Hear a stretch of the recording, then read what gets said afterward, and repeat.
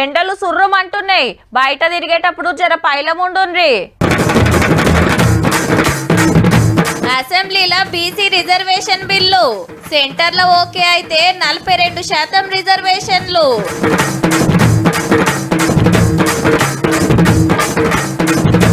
శురువైంది రాజీవ్ యువ వికాసం, నిరుద్యోగులకు సర్కార్ సాయం.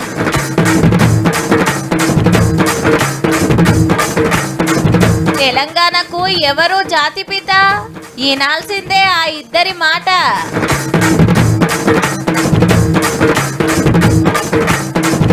పానాలు తీస్తున్న బెట్టింగ్ యాప్లు, సపోర్ట్ చేసినోళ్ళ మీద పెడుతుండ్రు కేసులు.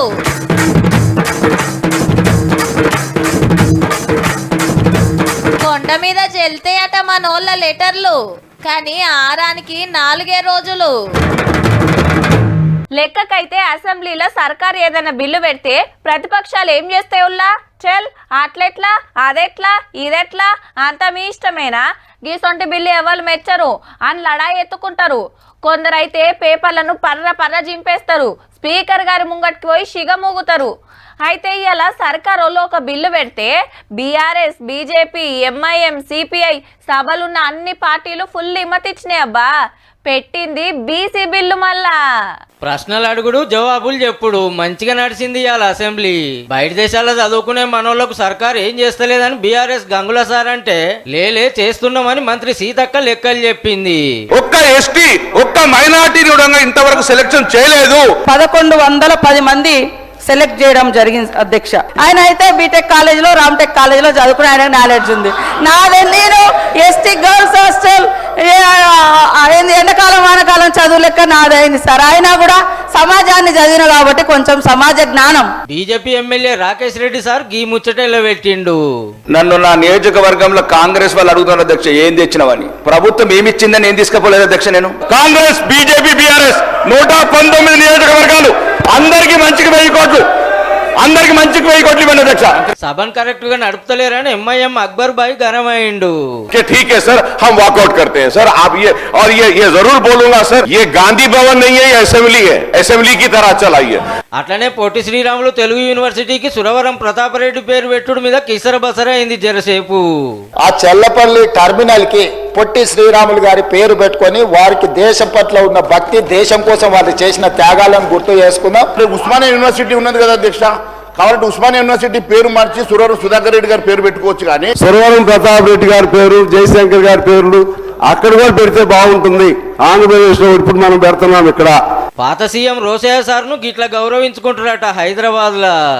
బల్కంపేట్ నేచర్ క్యూర్ హాస్పిటల్ ఉన్నది అధ్యక్ష. రోసయ్య గారి ఇంటికి కాస్త దూరంలో ఉంటుంది నేచర్ క్యూర్. దానికి రోసయ్య గారి పేరు పెట్టడమే కాకుండా పెద్దలు రోసయ్య గారి విగ్రహాన్ని అక్కడ పెద్ద ఎత్తున పెట్టుకొని వారి వర్ధంతులు, జయంతులు నిర్వహించడానికి అధికారికంగా. అటెన్క మంత్రి పొన్నం సార్ బీసీ బిల్లును సభలో పెడితే అన్ని పార్టీలోళ్ళు మాట్లాడిండ్రు. అక్కడ రాజ్యసభలో గాని, లోకసభలో గాని బీజేపీ పార్టీతో ఒప్పించి ఈ బిల్లు చేసే బాధ్యత కూడా ఈ రోజు గౌరవ ముఖ్యమంత్రి రేవంత్ రెడ్డి గారు ఉన్నది. అపశకునాలు ఒకవైపు మంచిగానే నీ పెళ్లి బాగా నిన్ను 100 ఏళ్ళు ఉండాలి, పెళ్లి పెటాకులు గాను అనే పరిస్థితుల్లో మాట్లాడకమని కోరుతా ఉన్నా అధ్యక్ష. రేవంత్ రెడ్డి గారు నమ్మంటే నేను రేవంత్ రెడ్డి ముఖ్యమంత్రి గారు పొన్నం ప్రభాకర్ అవసరం దీక్ష ఇస్తామని సిద్ధంగా ఉన్నాను. ఈ బిల్లుకు బీఆర్ఎస్ పార్టీ సంపూర్ణమైన మద్దతును తెలియజేస్తుంది. బీజేపీకి వెళ్ళి ఎమ్మెల్యే పాయల్ శంకర్ సార్ మాట్లాడిండు.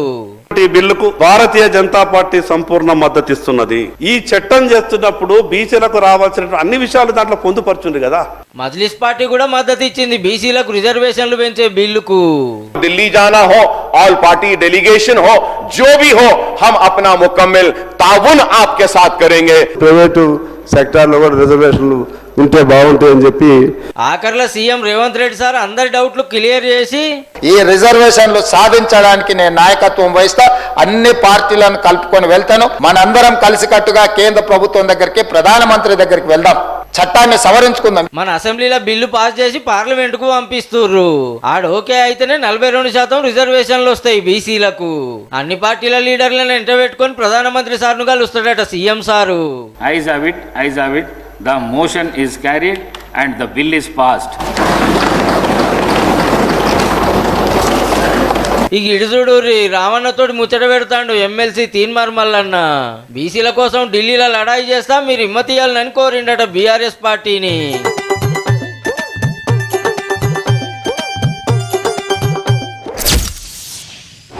తెలంగాణ జాతిపిత ఎవలంటే మీరు ఎవల పేరు చెప్తారబ్బా?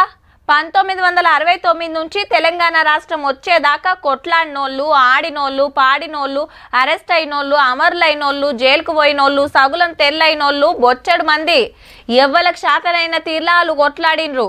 కానీ జిందగీ మొత్తం తెలంగాణకి అంకితం చేసిన వాళ్ళు కొందరున్నారు. అందుకెళ్ళి ఎవరో ఒకళ్ళని చేయాలనే డిమాండ్ ఎప్పటికెంచో ఉంటే ఇప్పుడు గీ చర్చ నడుస్తుంది.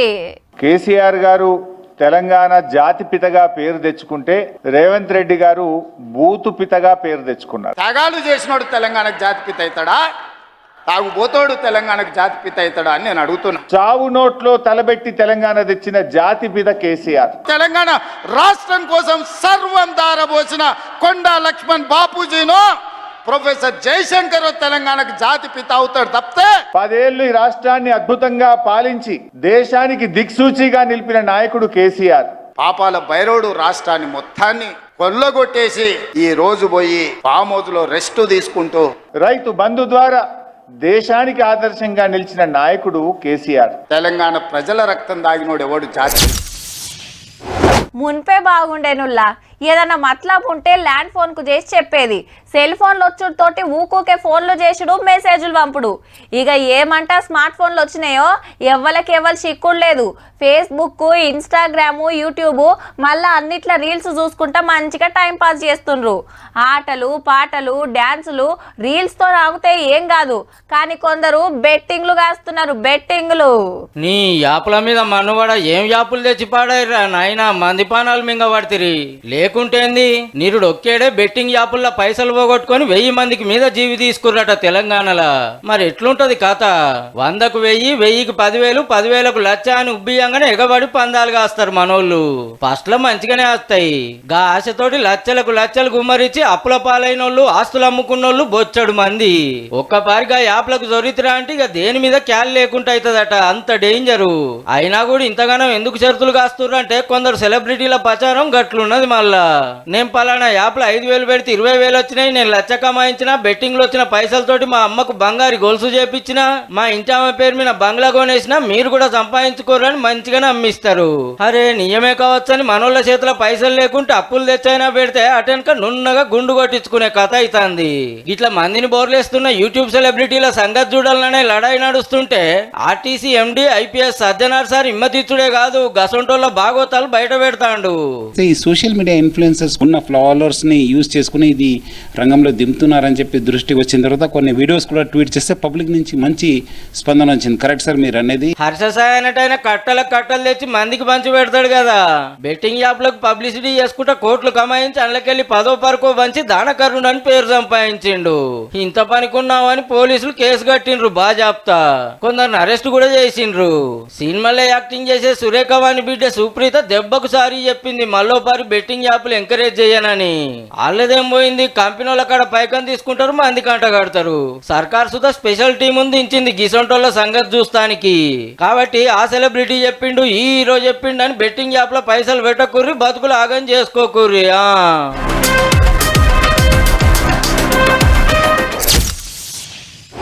తిరుపతి వార్తలంటే ఎంతమంది భక్తులు వచ్చిండ్రు, పెద్ద భక్తులు ఎవరొచ్చిండ్రు, అమ్మవారి ఉత్సవాలు, స్వామివారి బ్రహ్మోత్సవాలు, తిరువీధి సేవలు, లైన్లలో భక్తుల తిప్పలు, స్వామివారికి కానుకలు, హుండీ లెక్కలు గివ్వే ఉంటుండే.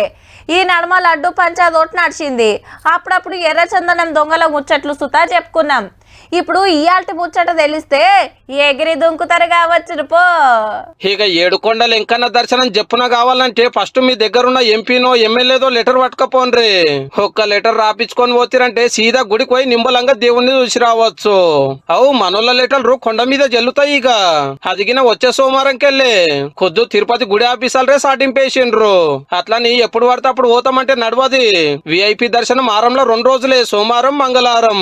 కాకుంటే ఒక దినం ముందే పోయి లెటర్ ఇయ్యాలి ఆఫీసర్లకు. 300 రూపాయల దర్శనానికి పోతారు, బుధవారము పేస్తారము. వీళ్ళు అదే దినం పోయినా ఏం కాదు. అట్లని గుంపులు పోతామంటే నడవది. ఒక లెటర్ మీద 6గురికే ఛాన్సు. ఇట్లయినా నయమే కదా. ఇన్నొద్దులు మన లీడర్ల ఉత్తరాలు పట్టకపోతే తీసుకొని చెత్త పుట్టలు వేసిండ్రు. ఎన్ని మాటలు చెప్పినా ఆఫీసర్లు అస్సలు వినాలే. ఆఖరికి మన సీఎం సారు వాళ్ళ సీఎం సార్ కు లెటర్ రాసినా గుడికాడోళ్ళు లాపరో చేస్తే నిన్న మొన్న మన ఎంపీలు ఎమ్మెల్యేలు గట్టిగా మాట్లాడిరు. గిదేం తారీ కానీ గుల్ల మంత్రి సురేఖ కూడా గరం అయ్యింది. ఇంకా ఆపితే మంచిగుండదు అనుకున్నారో ఏమో. ఇక సోమవారం కెళ్ళి తీసుకుంటామని చెప్పిర్రు అన్నట్టు. గట్లనే ఆంధ్ర భక్తులు వస్తే మీ లీడర్లతో ఒక లెటర్ రాపించుకొని రండి. మా యాదగిరి గుట్టలను, భద్రాచలంలను, యములాడలను ఈడ కూడా జప్పున దర్శనం చేపిస్తారు తీయోన్రి.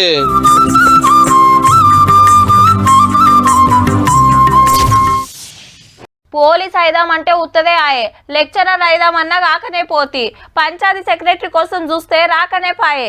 ఎన్ని కొలువులు పడ్డా కొలువులు బుత్తంతా, రాసేటోళ్ళు కొండంతా. ఇక ఏడుకెళ్ళి వస్తాయి? పట్నంలో అర్ర కిరాయి దండగా, హాస్టల్ ఫీజు దండగా. గందుకే సప్పుడేక ఊళ్ళకెళ్ళి వచ్చినాయిగా ఏటన్నా గాని అని. గీసొంటోళ్ళు ఏడాదికి ఇంకా పెరుగుడే గాని తగ్గుడన్న ముచ్చట్నే లేదాయే. ఇక గాళ్ళందరూ జరంత మనసు నిమ్మలం చేసుకునే ముచ్చటిది.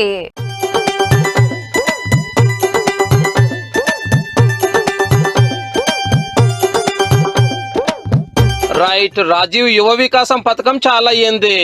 ఎస్సీ, ఎస్టీ, బీసీ, మైనారిటీ నిరుద్యోగులకు ఛాన్సు. చదువుకొని జాబులు దొరకక దందాలు పెట్టుకుంటామంటే 50,000కెళ్ళి 4 లక్షల దాకా సర్కారే సాయం చేస్తుంది అన్నట్టు. 6,000 కోట్లు పక్కకు తీసిపెట్టిరట. ఇయాల్టికెళ్ళి వచ్చే నెల 5 దాకా ఆన్లైన్ లా మండలాఫీసుల, ప్రజాపాలన సేవా కేంద్రాలలో దరఖాస్తులు తీసుకుంటారు. అటెంక ఎంక్వైరీ చేసి అరుగులెవరో తెలిసి తెలంగాణ పుట్టినరోజు నాడు పైకం పంచుతారట. జూన్ 2 నాడు 5 లక్షల మంది లబ్ధిదారులను మనం ప్రకటించబోతున్నాము. ప్రతి నియోజకవర్గానికి 4 నుంచి 5,000 మంది. మన ఎంబడి ఉండే అర్హత కలిగిన కార్యకర్తలు కానీ, లేకపోతే గ్రామాలలో ఉండే నిరుద్యోగ యువకులు ఎంతమంది ఉంటారు? పైకం పక్కకు పోకుండా అరుగులకే వంచుతారట పక్క. కాకపోతే ఆ వడ్డించేటప్పుడు వాడికి అర్హత ఉందా లేదా చూడాల్సిన బాధ్యత మన ఎమ్మెల్యేలది, ఎమ్మెల్సీలదని నేను చెప్తున్నా. నాకు తెలుసు కాబట్టి 5 అంతస్తుల భవనం ఉంది, అయినా 5 లక్షల రూపాయలు ఇస్తా అంటే అది మాత్రం కుదరదు. గతంలో అట్లా చేసిన వాళ్ళు ఎక్కడున్నారో మీరు చూసిరు. ఇప్పుడు మాత్రం అట్లా కుదరదు అని చెప్పి కొత్తగా దందాలు సురువు చేయాలనుకునే నిరుద్యోగులకు ఇదే మంచి ఛాన్స్. మీరు కూడా దరఖాస్తులు పెట్టుకోండి. ఇక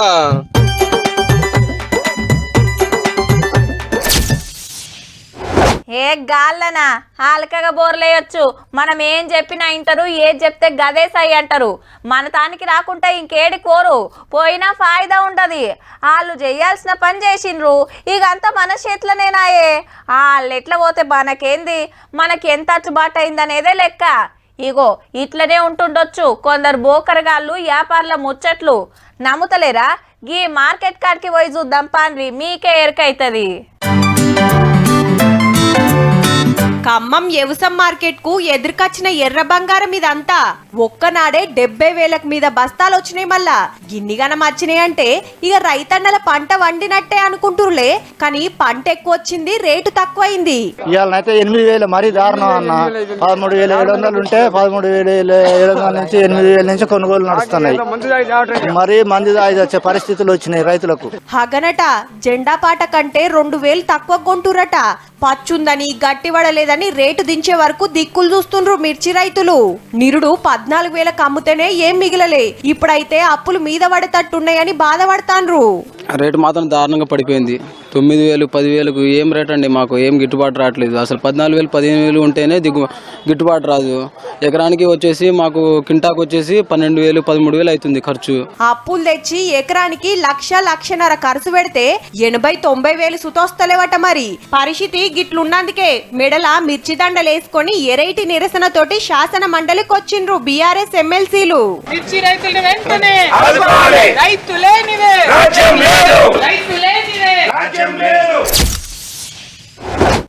నేనెంత చెప్తే అంత ఆయన నా మాట పక్కా ఇంటాడు. అబ్బో ఆ నాగభట్టుడు మనతోని కాదురా నాయన. నాయన దగ్గర గౌరవం చేస్తాడు కానీ వాళ్ళ మమ్మీ అంటే మస్తు భయం. నువ్వేంద్రా ఇంట ఆమెను తలిస్తే గట్లనుకుతావు? నువ్వు మాకెందుకు ఇంటో బిడ్డ, తెల్లారి స్కూల్లో కంప్లైంట్ చేస్తే సారే చూస్తాడు నీ సంగతి. ఇగో గిట్లా అంటుంటారు.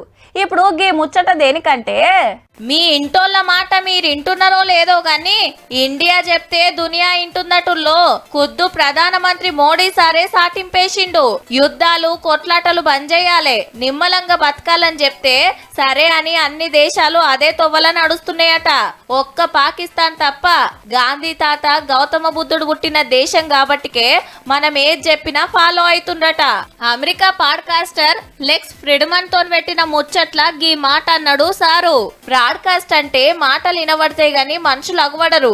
ఈ నడుమ బగ్గా ఫేమస్ అయింది. చిన్నప్పుడు ఎట్లా కష్టాలు ఎల్లబోసింది, ఆర్ఎస్ఎస్ లకి ఎట్లొచ్చింది, పదవులు ఎట్లొచ్చింది, దేశం ఎట్లా డెవలప్ అవుతాంది మొత్తం చెప్పిండు గంటల కమానం. సారు చెప్పినట్టు శాంతిలో మన మాట వింటుండ్రేమో గాని ఏరెట్ ఇట్లా వెనకబడ్డట్టే.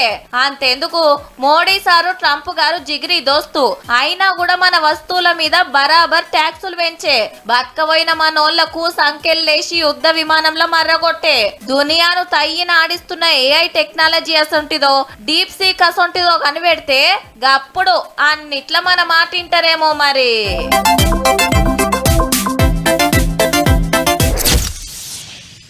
తెలంగాణలో పెద్ద పండుగలంటే బతుకమ్మ బోనాలే. బతుకమ్మ పండుగకు ఇంకా శానొద్దులు ఉన్నది. బోనాలు పోయి శానొద్దులే అవుతుంది. వచ్చేది ఉగాది పండుగ. అదైనాక రాముల వారి తలవాళ్ళు ఉన్నాయి. గా పండుగ ముచ్చట్నే కావచ్చు అనుకుంటుండ్రా. ఆ ముచ్చట్లు అప్పటికి చెప్పుకుందాం గాని ఇప్పుడైతే గీ బోనాల సంబరాలు చూడండి.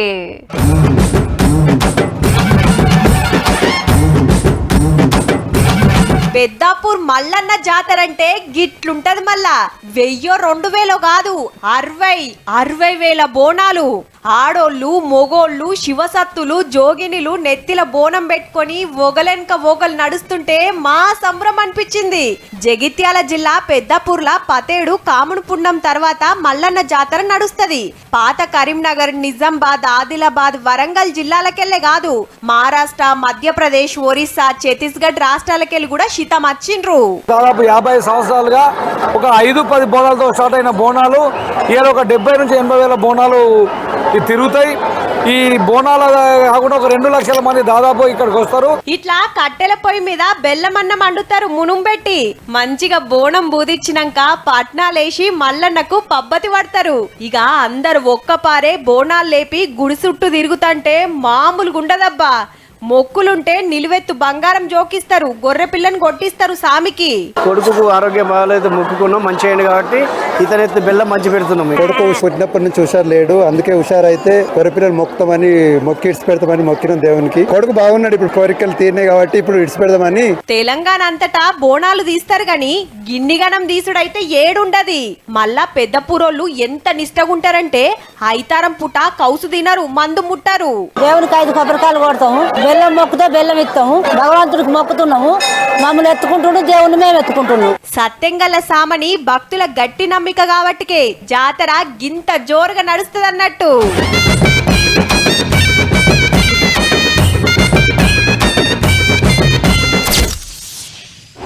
అరే నీకు దండం పెడతారా జర చదువు. పిల్లలు నిన్న మీకు పాఠం చెప్పినా కదా, రేపు పరీక్ష పెడతా ప్లీజ్ చదువుకొని రండి. అయ్యో హోంవర్క్ చేయలేదా? ఎట్లా నాన్న?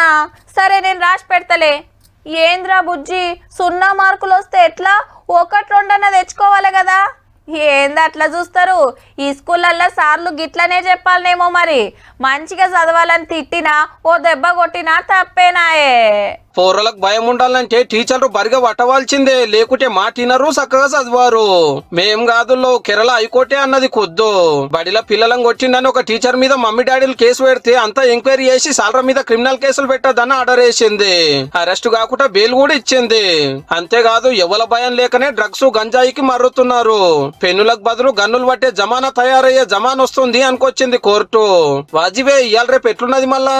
సార్ తిట్టిందని మేడం కొట్టిందని ఏడ్చుకుంటా పోయి అయ్య వాళ్ళని దోలుకొచ్చి బడికాడ రచ్చ చేసుడు. మా ఊరు తప్పు చేసినా మంచిదే గాని ఏమన్నద్దన పట్టిరి. గిట్లయితే ఇక ఎట్లా చదువుతారు? గాయంతదానికి మాకే శిక్ష వేసుకుంటామని ఒకసారి పండుకొని దండం పెట్టే బస్కిల్ తీస్తే ఇంకొక ఆయన కట్టెతోని కొట్టుకునే నయానో భయానో పిల్లలను తొవ్వకు తెచ్చే పరిస్థితి లేకుండా గిట్లా సాలరే శిక్షలు వేసుకుంటున్నారు. కన్నోళ్ళం గౌరవంగా చూసుకున్నట్లా తప్పు లేదు, కానీ బడికి పంపేది మంచిగా చదవాలి, మంచితో వాళ్ళు నడవాలనే నాయే. ఆడ సాలరీ ఏమన్నదంటే ఇంటికాడ మమ్మీ డాడీలకు పిల్లలను పట్టించుకునే టైమే ఉండదు కొందరికి. గిట్లయితే మరి ఎట్లా? ఎవలదో ఒక భయం ఉండాలే కదా. కొడతానో తిడతానో చదువు వస్తుందని కాదు గాని అట్లా కొంత బుగులుంటదని ఇటు సాలరు అటు కోర్టులో ఆపొచ్చానా. చూసిండ్రు కదా, ఇక ఇయాల్టి 3 వార్తలు ఉంటే మళ్ళా నమస్తే.